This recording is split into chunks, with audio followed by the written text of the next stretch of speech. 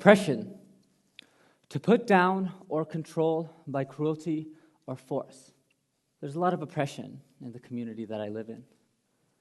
I live in the north end of Winnipeg, but I'm originally from a place called Shamattawa, Manitoba. I'm Cree, and I'm proud of it. A lot of the young people that I work with in my community have to live this as a reality every single day. A lot of them don't even know it. I live the same reality every single day of oppression, of feeling put down in a cruel way, in a forceful way. But that's not what my community is about, even though that's our reality. I identify as Cree. Us Cree people, Aboriginal people, First Nations, Métis, Inuit, all of us have been the victims of spiritual and political oppression since the creation of this country. Shamattawa, my home community, has been the victim of isolation, which is probably one of the worst types of oppression because then you're by yourself. I'm a product of the child welfare system. That means when I was born, my mother and my family wasn't able to take care of me, and I got put into the care of the government system called the child welfare system. And I was adopted. This is family oppression. I live in the North End. We don't have a lot of money there. This is poverty, economic oppression. Except when I see these words, the red ones, red's my favorite color, just saying. I don't see all of those, undertones. I don't see oppression because I'm proud of where I come from. And as much as these labels, a lot of people see those and they think hopeless. They think gangster. They think no good. And because the dominant society so often puts these kind of labels and makes young people live these realities, these oppressive realities, every single day, a lot of the young people in my life that I love dearly feel that they have no future. I used to be one of them. When I was in grade 4, I was going to an elementary school in the North End, and I was being bullied a lot because I liked reading, and I don't know, I guess I talk a lot, and I don't even know what the reasons were, but I was bullied a lot of really hurtful names, and I'm not going to say them, but being oppressed even by my peers was a reality that I had to face. And in that grade 4, 10-year-old mind of mine, I felt hopeless, and I wanted to commit suicide. This is a reality that young people from my community face every single day.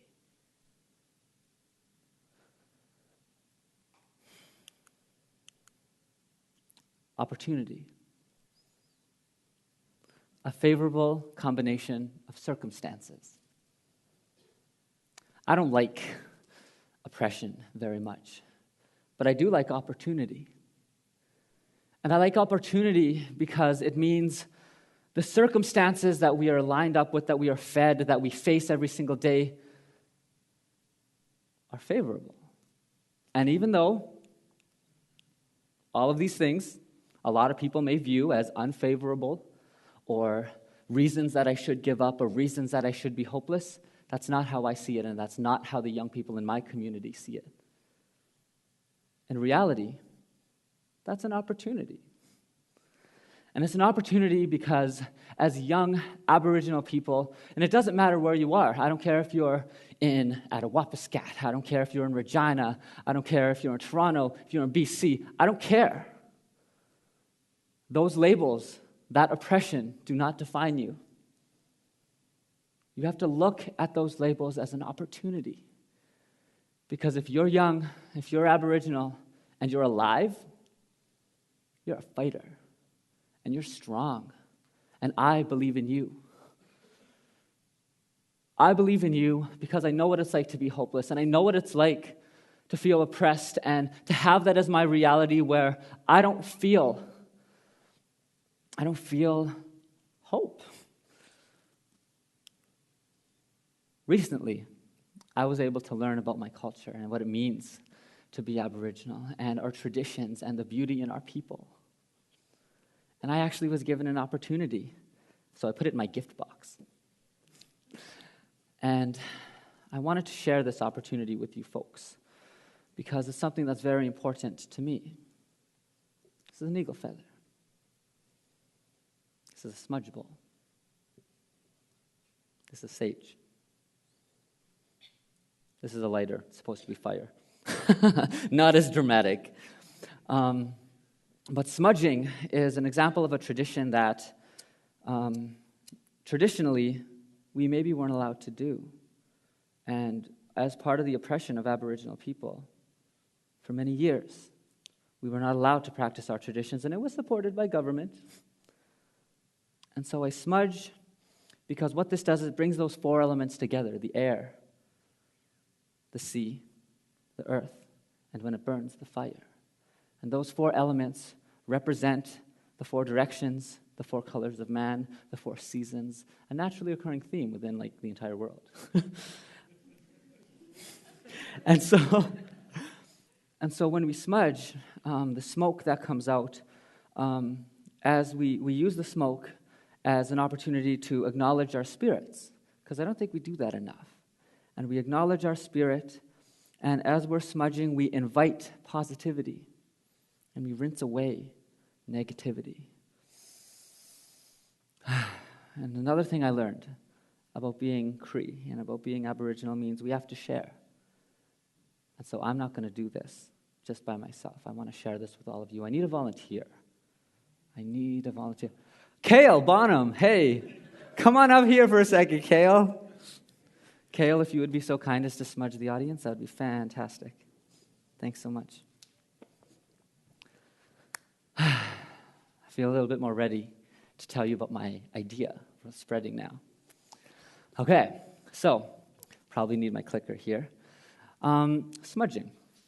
Opportunity to reclaim our culture, to share what is beautiful about our people, to share what is good about being Aboriginal, because there's lots of it. And in Manitoba, 10% of the population here identify as First Nations, Métis, or Inuit. That's wicked. That's awesome.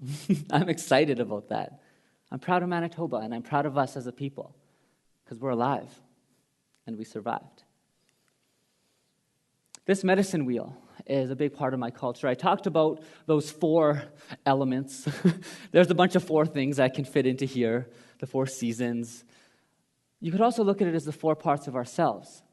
And so, for me, when I look at that medicine wheel, in the east, the yellow part, I see my spirit, and I acknowledge it. In the south, that's the physical part of us, that's our bodies, and I acknowledge it. In the west, I see the emotional part of ourselves. I'm feeling a little emotional right now. And in the north, we have our mental part of ourselves. And so this medicine wheel really is a lens with which to see the world and with which to approach every challenge, every oppression. And if we try to approach things from a balanced perspective, acknowledging all of the different parts of ourselves and the people we're working with, we can't help but be successful. We have 7 teachings that are present within our culture: love, humility, respect, courage, wisdom, truth. These 7 teachings also have to be a part of everything we do. And as part of my idea, I wanted to explain to you how I've been able to start an anti-gang in one of the most oppressed communities in Canada.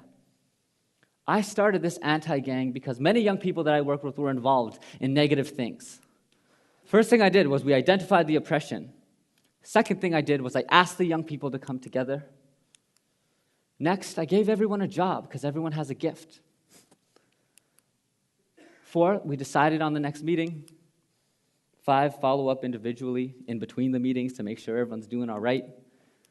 And number 6 is repeat. Do it over and over and over. AYO, Aboriginal Youth Opportunities.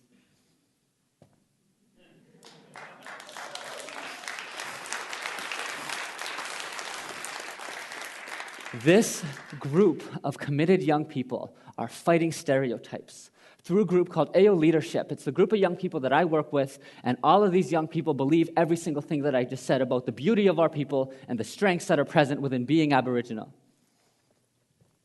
Thanks, Kale.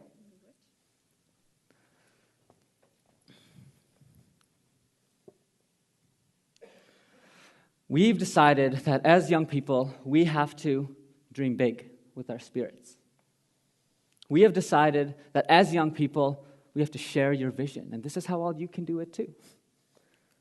You have to lead with your heart. And you always have to learn. Commit to it, always learning. And this group of young people, we really want to address the stereotypes that people think of Aboriginal people, and we want to change it.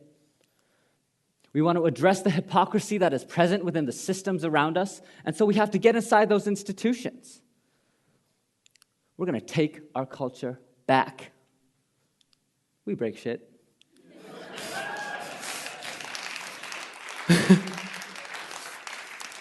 Some of our ideas have included political enlightenment to fight the political oppression that we face.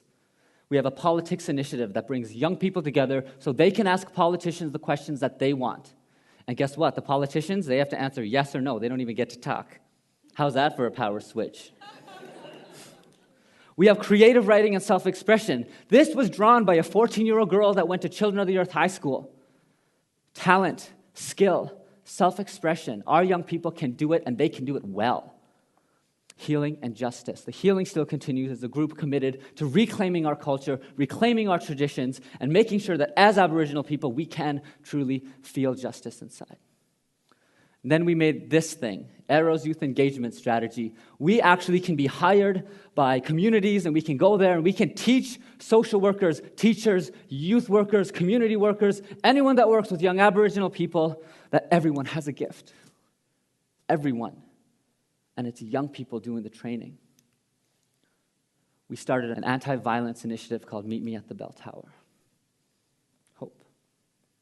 We meet every Friday at 6 at the Bell Tower on Selkirk Avenue in the North End. Every single thing I said has happened because I remember that I got to be flexible. Got to roll with the punches. It's youth-directed. The young people know what is wrong, and they know how to fix it. Ideas first. Just run with it. I don't care if you got money. I don't care if you got resources. Take your idea and love it and run with it. Relationships. You got to care. You got to be real about it. It's important for me to make sure that I show all of you, and especially the young people listening, especially the oppressed young people listening, that you do have a future. I believe in you. I did it, and all of you can do it too. And so we can take this crappy word of oppression, throw it away, and we can replace it with this idea of opportunity. You can do it too. Thank you.